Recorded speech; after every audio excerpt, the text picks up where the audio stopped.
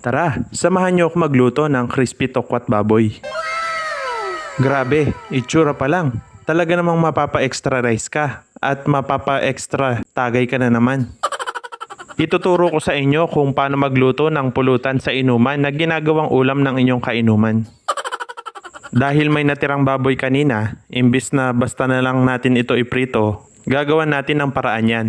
Siyempre, madiskarte ang Daddy J nyo. Ito lang pala yung kakailanganin natin na gagamitin sa ating pagluluto. Baboy, tokwa, sibuyas, siling pula at green, kalamansi juice, at yung dahon na legal, yung celery. Unahin na nating iprito yung baboy. Humanap kayo ng pantakip nyo dahil paniguradong lapnos aabutin nyo. Nabiktima na ako, kaya sumunod ka na lang. Kaya ngayon, masakit na darama ko dahil ang dami ng paso ko. Tapos, habang may naluluto na kayo, simulan nyo nang hiwain sa maliit yung baboy. Tapos, pag natapos na yung baboy, eto namang tokwa ang ipiprito natin. Hindi na natin kailangan itong takpan. Dahil mabait naman tong tokwa, di kagaya ng baboy na mapanakit. Huwag nyo palang i-overcook yung tokwa para hindi ito tumigas. Pagkatapos, hiwain nyo na din ito sa maliit. Kayo nang bahala kung gaano kalaki ang gagawin nyong hiwa. Tapos, gagawa tayo ng pinakasos o sabaw ng tokwat baboy natin. Ito talaga yung nagdadala sa masarap na tokwat baboy ko. Kaso secret lang to, baka gayahin nyo pa at inegosyo. So simulan na natin paghalu-haluin yung mga sangkap.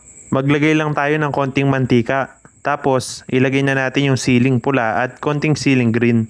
Optional lang pala to. Kung hindi kayo mahilig sa maparas, wag nyo nang lagyan. Baka mamaya hindi mo makain niluto mo, ako pasisihin mo.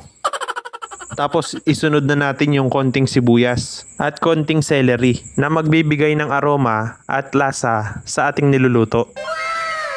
Tapos paglagay na rin tayo ng konting toyo. Pwede din pala kayong maglagay ng konting oyster sauce. Tapos maglagay na rin tayo ng konting mayonnaise. Optional lang din pala ito. Kung ayaw nyo maglagay, edi don't. Tapos halo-halo lang para mag-blend yung lasa. Pag okay na, pwede na nating ilagay yung tokwa. Tapos haluin nyo ulit para manuot yung lasa sa tokwa. Ewan ko ba, ba't tinuturuan ko pa kayo? Malalaki naman na kayo. Sigurado naman ako na alam nyo na yung gagawin. Huwag ka na magtampo, eto na, itutuloy ko na yung ginagawa ko. Pag nahalo nyo ng mabuti yung tokwa, isunod nyo na yung baboy na nakaka-high blood sa lutong. Huli nyong ilagay yan kung gusto nyo matikman yung lutong ng baboy. Tapos haluin mong mabuti para mahirapan yung kainuman mong maselan na pilit pinipili yung baboy. Tapos ilagay na natin yung sauce na ginawa natin kanina. Nga pala, kung hindi nyo pa agad kakainin, mas makakabuti na huwag nyo munang ilagay para hindi sipsipin ng tokwa at baboy yung sauce. At kung gusto nyo na may nilalagay kayong sauce sa kanin. Tapos, ilagay na din natin yung tirang sibuyas. At para malasahan natin yung sariwang sibuyas. Tapos, isunod na din natin yung tirang celery. Tapos, isunod na rin natin yung tirang siling green. Nilagay ko lang pala to para pang dekorasyon. Tapos nilagay ko na rin yung tirang mayonnaise. Optional lang pala ito. Sayang lang kaya nilagay ko. Pag okay na, inuman na. Kainan na.